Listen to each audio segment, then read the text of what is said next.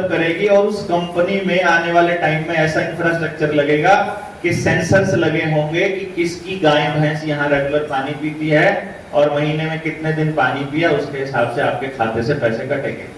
जैसे आपकी गाड़ी के टोल टैक्स पर क्रॉस होने पर पैसे कटते हैं, समझ रहे हैं? अब ये टोल टैक्स पे जो फास्टैग से पैसा कटता है, क्या आपको लगता है जिंदगी भर ऐसे ही कटता रहेगा? इंफ्रास्ट्रक्चर तैयार हो रहा है भैया। बिना जीपीएस की गाड़ियों को वो कबाड़ा बना रहे हैं। नई गाड़ियों में जीपीएस पहले से लग के आ रहा है। वो जीपीएस आपके फास्टैग के साथ कनेक्ट, वो फास्टैग की जरूरत ही नहीं है, वो जीपीएस आपके आधार कार्ड से जुड़ा है, क्योंकि आपका जो कागज है वो सारे बैंक अकाउंट के साथ और फिर आधार के साथ जुड़े हैं, और आधार आपका बेस है ही है। अब आपकी गाड़ी नेशनल हाईवे पर चलेगी तो प्रति किलोमीटर इतना टैक्स है, स्टेट हाईवे पर चलेगी तो इतना है, लोकल हाईवे पे चलेगी तो इतना है डिस्ट्रिक्ट वाले पे, और अगर गली में चली है आपकी 2 किलोमीटर चल के आई है, आपने घर में खड़ी गाड़ी को स्टार्ट भी कर दिया तो मीटर चालू। गली में 2 चक्कर काट कर आए, 2 किलोमीटर घूम कर आए, 2 किलोमीटर का पैसा गाड़ी के बंद होते ही कट जाएगा खाते से, क्योंकि जीपीएस बता रहा है ना आप कौन सी गली में जा रहे हो।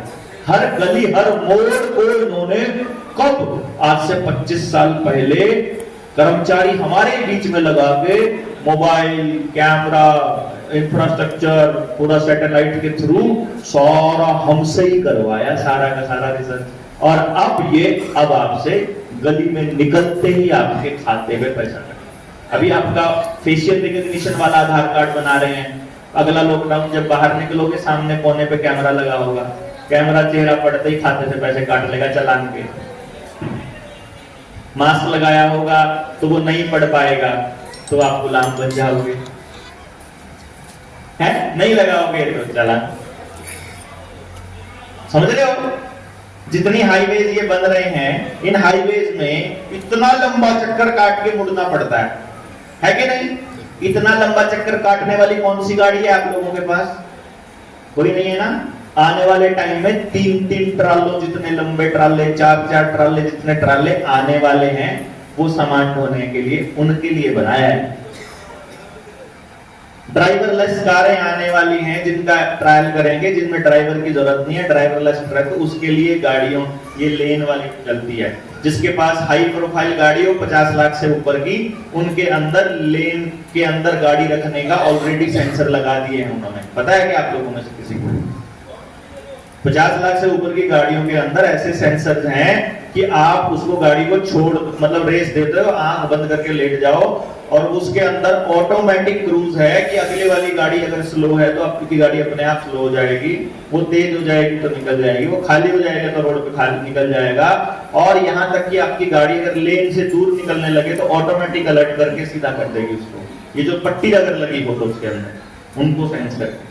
पता है कोई बात नहीं? मालूम है, क्योंकि पहले ये अमीरों के पास आएगा, फिर अमीरों की रीस करेंगे, फिर हम कहेंगे कि इटली में भी तो लग रहे थे, इटली में भी तो मर रहे थे, अमेरिका में भी तो मर रहे थे, इंडिया में थोड़ी था अकेले महामारी। नहीं समझे? पहले आपको बताएंगे ना कि अमीर देश भी तो कर रहे हैं जिनको वो अमीर देश बनाते हैं। अब मान लो अभी पिछले कुछ दिनों में, पिछले 2 महीने में 2 बैंक इंग्लैंड के डूबे हैं, 1 बैंक जापान का डूबा और 2 बैंक अमेरिका के डूबे हैं, बड़े बड़े बैंक डूबे हैं। और फिर छोटे छोटे बैंक हैं अपने इंडिया के बंद कर रहे हैं, ये कोऑपरेटिव बैंक और छोटे बैंक, कभी भी कोई सा भी बंद करने का आदेश आरबीआई का आ जाता है। तो आपके सामने ये बैंक बंद होने वाली खबरें, बैंक लूटने वाली खबरें इतनी नॉर्मल हो जाएंगी कि आपको लगेगा तो लूटने ही वाले हैं, कोई बात नहीं, सारे देशों में उठ रहा है। यही तो कहते ना, वहां भी तो हो रहा है, कल्ला यहां थोड़ी हो रहा है। तो गुलाम कल्ले हम थोड़ी है भैया। यूनाइटेड नेशंस का कब्जा, वर्ल्ड बैंक का कब्जा तो जिन जिन देशों में है वहीं सब हो रहा है ना ये सब कुछ। जो वर्ल्ड बैंक से बाहर है, जो यूनाइटेड नेशन से बाहर है, वहां होके दिखाओ ना, है? वहां ज्यादा से ज्यादा क्या होगा, वहां पर वो दंगे करवाएंगे, कंट्रोल्ड दंगे।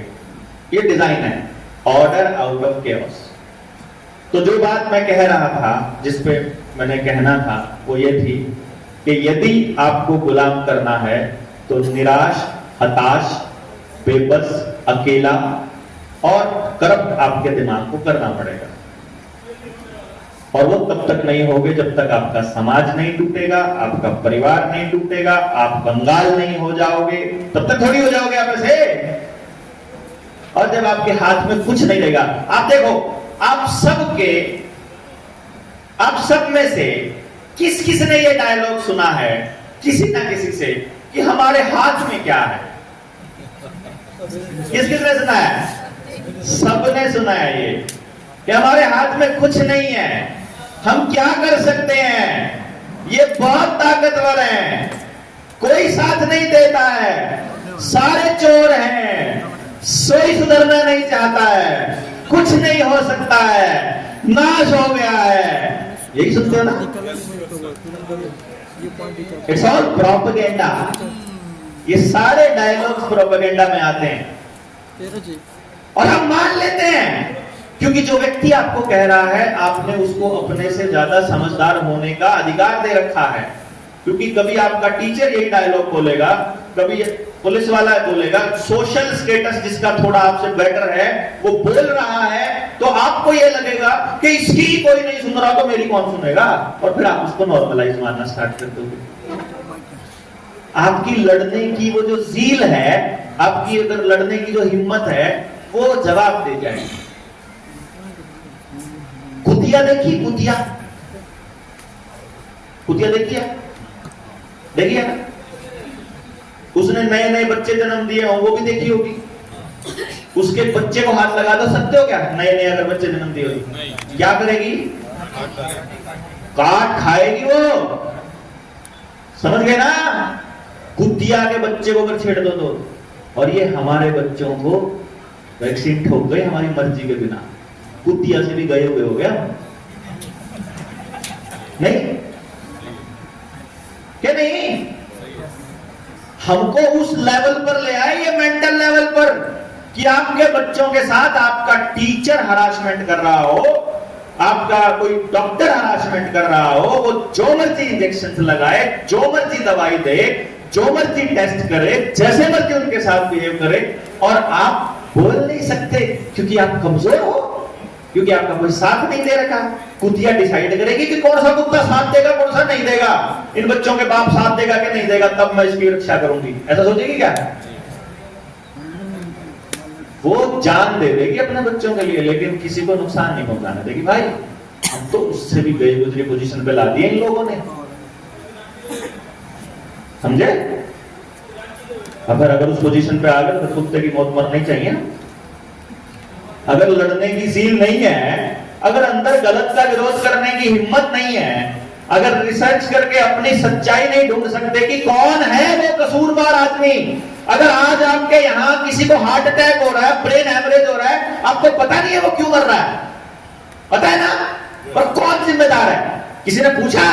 पूरे गांव में से एक आदमी ने नहीं पूछा कौन जिम्मेदार है। जिसने बड़े बड़े एडवर्टाइजमेंट लगाए कि फ्री वैसलीन के लिए गोबली जी का धन्यवाद, वो या जिसने लगाने वाला, छपवाने वाला, पार्टी वाला, डॉक्टर, नर्स, या आपके स्कूल का मास्टर जिसने जबरदस्ती करी, या वो डीसी जिसने वो ऑर्डर निकाला कि बिना सर्टिफिकेट के आपको यहां नहीं घुसने देंगे, कौन रिस्पॉन्सिबल? कोई एक आदमी तो जिम्मेदार होना चाहिए ना हमारा घर का बर्बाद होने पे। लेकिन we are not aware, we don't care. मेरे को फर्क ही नहीं पड़ रहा है, लोग मर रहे हैं, हम केवल बात कर रहे हैं। आपको लगता है भाई साहब अगले का पूरा परिवार बर्बाद हो चुका है, समझ गए ना? जिनके ये बर्बाद पूरे के पूरे परिवार खत्म हो रहे हैं। गांव के गांव में जाकर के देखो आप, जो बचे हुए, जो या तो टपक रहे हैं, और जो बचे हुए हैं उनके शरीर जवाब दे गए हैं। है कोई जिसको फील हो रहा हो मेमोरी लॉस का, शरीर में डाउन हो गया, घुटने में दर्द, कंधों में दर्द? है कोई? हाथ खड़ा करके बताओ। ये रहे कितने सारे। कौन रिस्पॉन्सिबल है आपकी इस हालत का? कौन है भाई? पूछा किसी से?